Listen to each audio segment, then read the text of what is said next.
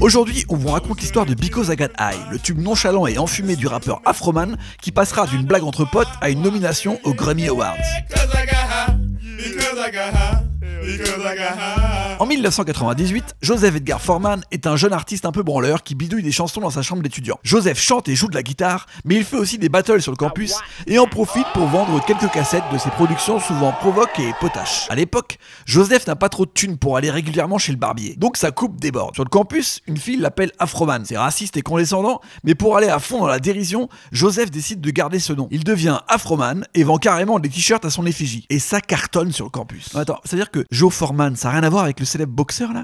Non, franchement ça n'a rien à voir. Bref, un matin de l'année 2000, Joseph se lève avec plein d'idées et de projets en tête. Mais il commence par se fumer un gros sandwich. Et finalement, il fait rien de la journée. Le lendemain, il se dit qu'il peut leur faire une chanson pour faire rire ses potes, en expliquant qu'il n'a rien fait parce qu'il a fumé un gros sandwich. Il écrit les paroles et la mélodie en 2 minutes et 11 secondes seulement. Il l'enregistre avec d'autres morceaux et les grave sur un CD qu'il dépose dans tous les concerts et les soirées étudiantes de sa ville. Un étudiant un peu foncedé tombe dessus, kiffe le morceau Because I Got High, parce qu'il est high quoi, et décide de le mettre sur Napster, un service de partage de fichiers peer-to-peer qui s'est lancé quelques mois auparavant. Et bien Because I Got High va devenir un des premiers tubes viraux de Napster, partagé des milliers et des milliers de fois, tout ça bien avant les réseaux sociaux. Devant le phénomène, Universal décide de signer Afroman pour un deal de 6 albums, juste pour une chanson marrante sur la weed qui traîne sur Napster. Pas mal. Mais c'est surtout une émission de radio qui va changer la donne. Howard Stern est une légende de la radio libre aux États-Unis. Il tombe sur Because I Got High et décide de le jouer dans son émission. Les auditeurs adorent, ils en veulent plus. Et un auditeur particulièrement assidu va lui donner une seconde vie. C'est Kevin Smith. Kevin Smith est alors un réalisateur indépendant en vogue des années 90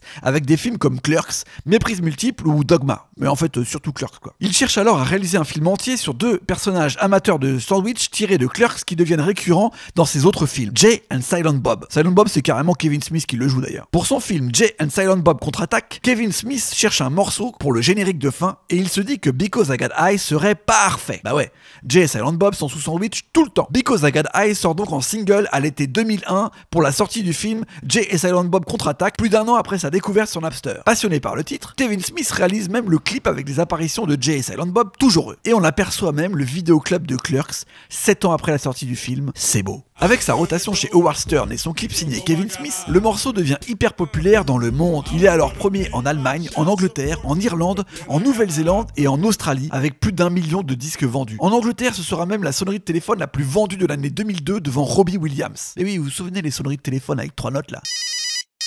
Bon, voilà. En 2002, Because I Got High finit par être nommé aux Grammy Awards pour la meilleure chanson rap de l'année face à Nelly, Missy Elliott, Jay-Z et le regretté DMX. Comme quoi, une énorme blague sur les sandwichs peut vous emmener très loin. Par contre, c'est Missy Elliott qui a gagné le Grammy et Afroman n'a jamais sorti 6 albums chez Universal. Bah pourquoi? Bah parce qu'il était high, tout simplement. Eh ouais, sacré sandwich.